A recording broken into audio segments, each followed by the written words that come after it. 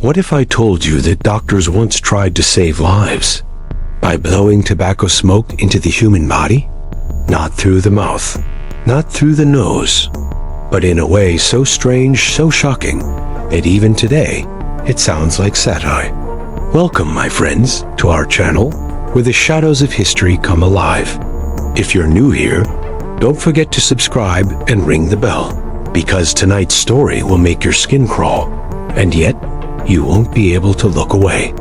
This is the story of the tobacco smoke enema, a medical treatment that swept across Europe in the 18th century. Once hailed as a miracle cure for cramps, digestive pain, and even near-death experiences, it was later revealed to be one of the most dangerous and absurd medical practices in history. Stay with me, because what begins as ritual smoke from Native American shamans will end as a grotesque spectacle in Victorian hospitals. When tobacco first crossed the Atlantic, it arrived in Europe not just as a luxury, but as a miracle. Kings, merchants, and physicians hailed it as a divine plant that could cure nearly every ailment. By the 17th and 18th centuries, European medicine had adopted tobacco as a cure-all. Doctors prescribed it for headaches, toothaches, stomach cramps, lethargy, and even parasites. But the most shocking of all treatments was the tobacco smoke enema. Physicians believed that by introducing smoke directly into the rectum, they could warm the body, stimulate the intestines, and revive vital energy. In an age before modern resuscitation, it was even thought to bring the drowned back to life. Imagine the scene along the River Thames in London. A passerby pulls the limp body of a drowning victim from the water. Instead of chest compressions or mouth-to-mouth, a rescuer reaches for a bellows, a leather pump filled with tobacco smoke. They insert a long tube, place it in the victim's body, and squeeze. A puff of smoke drifts upward. Doctors swore it could restart breathing, like a spark rekindling a flame.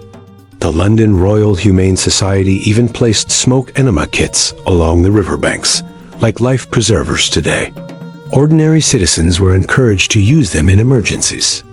Tobacco smoke was not a joke, it was public health policy. And the practice spread far beyond resuscitation. From France to Germany, physicians recommended tobacco smoke enemas for everything from colic to constipation. The belief was clear. If sickness dwelled inside, then smoke could chase it out. Long before European doctors picked up their pipes, the story of tobacco smoke as medicine began in the rituals of Native America.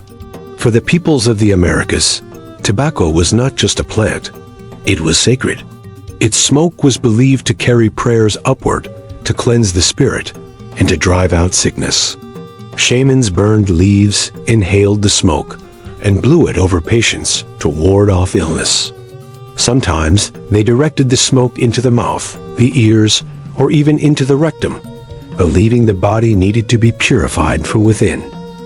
To the native tribes, this was not absurd. It was tradition.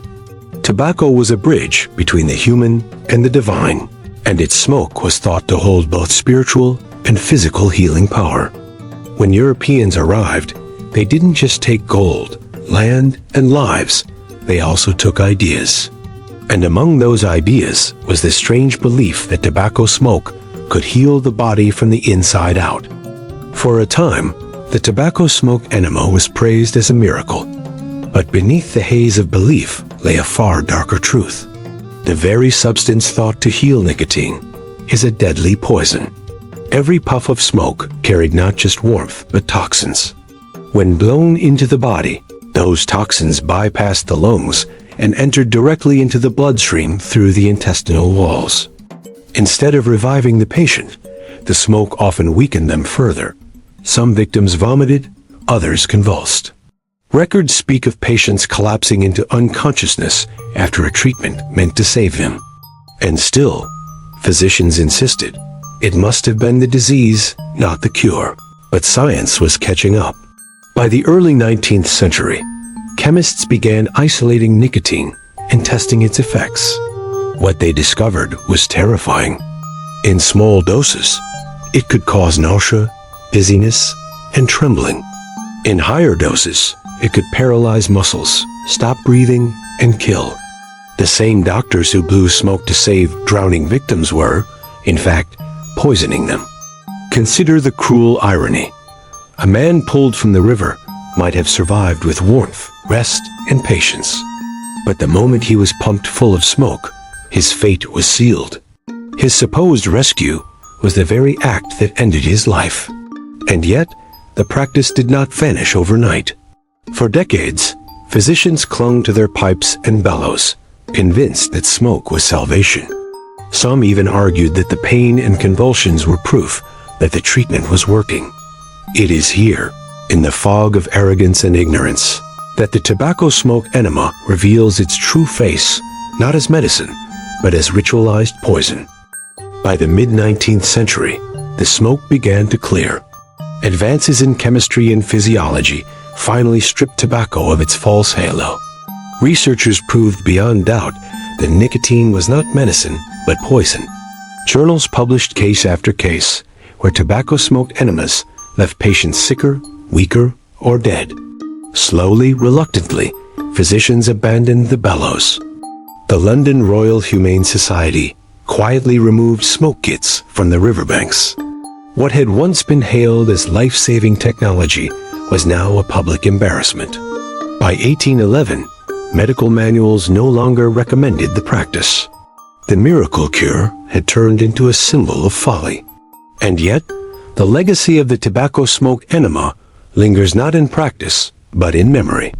It reminds us that even the brightest doctors of their age could be blinded by belief. They wanted so desperately to cure, to save, to fight death, that they embraced poison as medicine. For the Victorians, who unearthed ancient skulls with drilled holes and studied old cures, the tobacco smoke enema was both horrifying and fascinating. They mocked it in satirical drawings, yet could not look away. Because deep down, it reflected a universal truth.